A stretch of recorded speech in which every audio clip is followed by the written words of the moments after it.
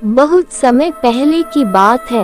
एक छोटे से गांव के किनारे एक पुराना और वीरान हवेली थी। उस हवेली में एक चुड़ैल रहती है जिसकी पहचान उसके सिर पर एक भी बाल न होने से होती थी। इसी वजह से लोग उसे गंजी चुड़ैल कहते थे। गांव के लोग उस हवेली के पास जाने से डरते थे। जो भी रात के समय उस हवेली के पास गया वह कभी वापस नहीं लौटा। हवेली से अक्सर अजीब आवाजें आती, जैसे कोई रो रहा हो या किसी के चीखने की गूंज। गांव में एक लड़का था जिसका नाम अर्जुन था। वह बहुत जिज्ञासु और साहसी था। उसने गांव के बुजुर्गों से उस चुड़ैल की कहानियां सुनी थी, लेकिन वह इन बातों पर यकीन नहीं करता था।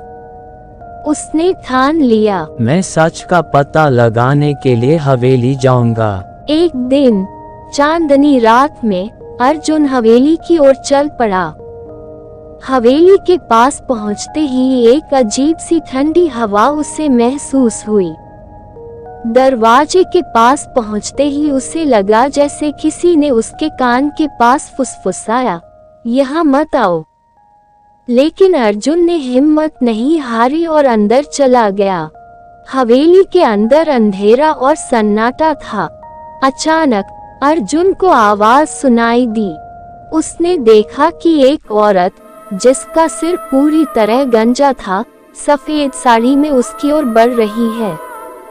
उसकी आंखें लाल थीं और वह एक अजीब सी हंसी हंस रही थी। तू यहाँ क्यों आया है?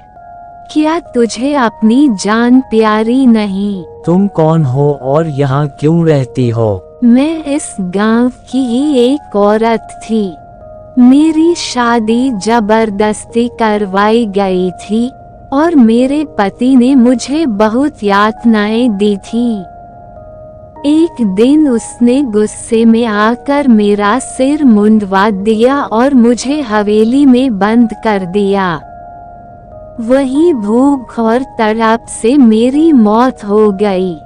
अब मैं बदला लेने के लिए यहाँ फंसी हुई हूँ। मैं तुम्हारी मदद कर सकता हूँ। अगर तुम मेरी अस्थियों को गंगा में प्रवाहित कर दोगे तो मुझे मुक्ति मिल जाएगी। अर्जुन ने उसकी अस्थियां खोजी और उन्हें गंगा में प्रवाहित कर दिया।